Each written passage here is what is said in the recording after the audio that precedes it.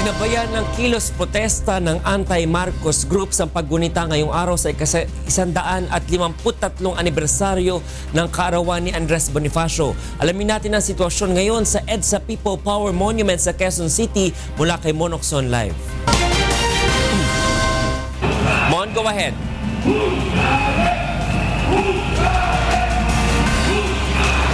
Magandang gabi, Attorney Reg. Medyo maingay ngayon dito dahil sabay-sabay na sumisigaw itong mga anti-Marcos group upang tutulan nga itong pagpapalibing kay dating Pangulong Ferdinand Marcos sa libingan ng mga bayani.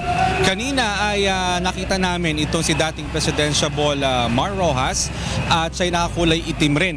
Itong presensya mismo dito ni Rojas sa pagtitipon na ito ay patunay lamang na siya ay tutol din sa pagpapalibing kay dating Pangulong Marcos sa libingan ng mga bayani. Okupado na ng mga anti-Marcos group ang isang lane ng kalsada sa tabi ng People Power Monument dito sa EDSA White Plains. Ipinasara na ng MMDA ang naturang kali at pinapadaan na sa ibang daanan ng mga motorista. Habang lumalalim ang gabi ay tuloy-tuloy pa rin ang pagdating ng mga tao na makikiisa sa kilos protesta.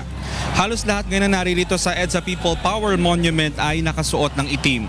Ito raw ang kulay na nagpapakita ng kanilang mariin na pagtutol sa sikretong pagpalibing sa dating Pangulo.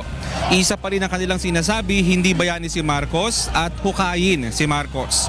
Sinimula ng kilos protesta kaninang umaga sa iba't ibang lugar sa Metro Manila. Lahat ng mga nagsagawa ng kilos protesta ay nag-ipon-ipon dito sa EDSA People Power Monument. Ang mga nagtitipon-tipon rin sa bantay ng mga bayani ngayon ay upang ipagdiwang ang anibersaryo ng kapanganakan ni Andres Bonifacio ay magtutungo rin dito mamaya upang makiisa sa kilos protesta. Attorney Red, sa ngayon ay patuloy ang sinasagawang programa dito sa EDSA People Power Monument at meron nga mga naimbitahan na mga banda at ganoon din mga kilalang mga personalidad upang magsalita sa entablado at ipahayag kanilang nararamdaman dito nga sa pagpapalibing sa dating Pangulo sa libingan ng mga bayani.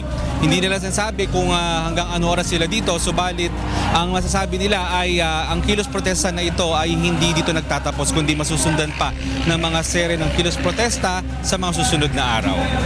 Yan ang latest mula dito sa may EDSA People Power Monument. Balik sa iyo, Attorney Reg.